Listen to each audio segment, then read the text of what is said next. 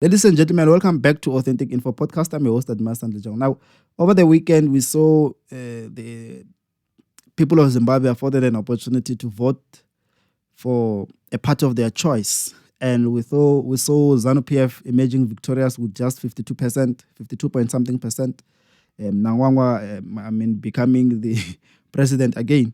But the CCC, which gave ZANU PF a fight and which challenged ZANU PF on polls, we saw it coming at number 2 with just 44 point something percent. And I think they were robbed. We know these old political parties, they don't want to move from power and afford other opposition parties to come and lead. They want to remain there so that they can protect their criminal leaders, so that they can protect their interests, so that they can protect their business, so that they can continue to loot and eat from state coffers and not help their people. There were disruptions. We saw CCC members, voters, leaders being intimidated. We even saw a media briefing being invaded, and the person who was supposed to give the briefing given some sort of military intimidation, and the guys left. So there was some sort of hostility caused by the ZANU PF to try and scare CCC away. But I think that 44%, it's rigging. I don't think those elections were fair. And I don't see people questioning the SADC, because we know that every time there are elections in Zimbabwe, there will be such problems. And we don't see these leaders trying to address them. In South Africa, there was a BRICS summit. Why hold a BRICS summit on the same week that Zimbabwe is having elections? They were supposed to shift the date of the summit either to be before or after the election, so that they can go and monitor the elections in Zimbabwe, because there are always problems. I don't think Chamisa lost. That is my conviction. I don't have proof, by the way, but I'm not convinced that the guy lost. And I'm not convinced that people of Zimbabwe loves ZANU PF that much, that they can give it power again. I think the votes were opposed. I think Chamisa won by more than 50%. And the ZANU PF lost by less than 40%. And then they just switched them. Because there was chaos. We saw an date extension. We saw people being disrupted from media briefings. What type of leadership is that? Because we understand that the police, the army, works under a command. Who gave such a command for those guys to move around intimidating people? It is the ruling party. Because the Zimbabwe government is a ZANU PF-led government, which means it is the ZANU PF leader. And pre-elections, I even saw some South African used to be celebrities going there to show us the beauty of Zimbabwe and to talk to international communities to try and make it look like Zimbabwe is great, and under the leadership of ZANU PF, it is well governed, and the ZANU PF should continue to lead Zimbabwe. But Zimbabweans do not agree. Another thing that needs to be addressed is the number of Zimbabweans who are no longer staying in Zimbabwe. The Zimbabweans who are no longer staying in Zimbabwe, I think, have played a role on the outcome of the results of these elections. They were supposed to go home and put to power an alternative government led by Chamisa. He is young. He's a leader. I mean, if you can form a political party that can contest that way, you are a leader. You are organized because you can run something that we can see. But they betrayed him.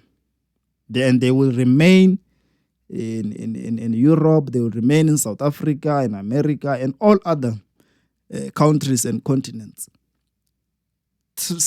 claiming to be advocating for change in Zimbabwe, but when there's an opportunity to do that, they don't go. So I think the elections in Zimbabwe were not fair, and I don't think they will ever be fair. Now Chamisa is trying to go back, he must go to court and try to challenge the results and things like that. But can you imagine the logistics? So these old liberation movements, I think their time to departure offices now. It's done. They've played the role of liberating their countries. But in terms of leading, they are now failing because they led their countries when they were still young, and they don't want to give young people a chance to lead. So what type of leadership is that? It's full of greed. And we can see that the children of these leaders, we can see that these leaders themselves, their wives, girlfriends, they are doing good. So this is merely for personal gain and not for service delivery to their people. Government is now run as a business that benefits few people. And it's a problem. And I think the problems of Zimbabwe and the way the SADC is very quiet when it comes to the unfairness of the elections in Zim is unfair, and it should be questioned. It's quite questionable because how can people like Ramaphosa, we know that during the term of Mbeki, we will know that now there are elections in Zimbabwe, there will be a delegation that is sent, and it will be known. But now the leaders that we have in the SADC region are very quiet. I don't know what they are focused on. They are very quiet. And even in their countries, there's nothing moving. So I think the time for liberation movements to continue to lead us is over.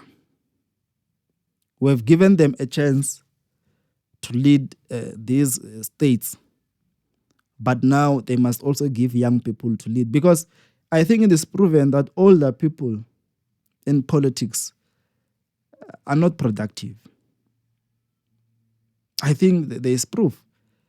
And they should also self-introspect themselves to say they were leaders and they were very active when they take power back in the 80s and 90s. 30 years, 40 years later, they still want to be in those positions. When are they giving young people a chance? I'm not saying that ZANU-PF must say, you young people of the CCC, take power. But I'm saying there must be fairness. If the people of Zimbabwe want CCC as their government, they should be afforded an opportunity to be led by CCC, to be led by Chamisa, who is young, who is fighting this government. And he's not taking it to the streets to fight physically. He's not taking it to the battlefield. He is using the proper channels. He's fighting them in parliament. He's fighting them in the courts. He's fighting them through media briefings. He's using proper channels. He's a man of peace. But ZANU-PF doesn't want peace. They can see that people are fed up of them. And now they want to intimidate the people of Zimbabwe and make them vote for them by force. They want it to look very scary for a Zimbabwean to vote for change. The only time it was fashionable to vote for change was when Zimbabweans voted Mugabe. But to take the Mugabe regime away, to take ZANU-PF off power, it seems like it will be war. Blood will be shed. This is Authentic Info Podcast. These are just my views. Thank you for watching. Don't forget to hit the subscription button so that we grow together, so that when I post content of this nature, you are notified. Hit the notification bell. Let's grow together. Subscribe. Thank you.